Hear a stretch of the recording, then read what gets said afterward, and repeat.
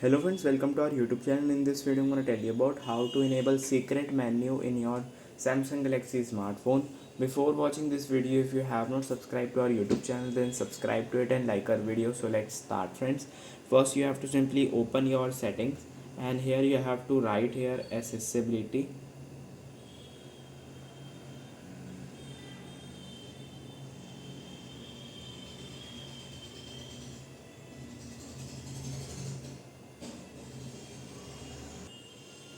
Friends, you have to just write accessibility. Here it is assistant menu.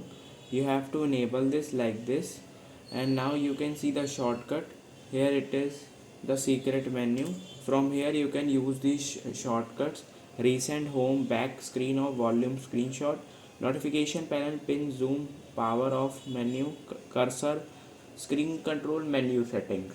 I hope you like this video. If you like this video, then subscribe to our YouTube channel for more helpful tips and tricks videos. See you next time.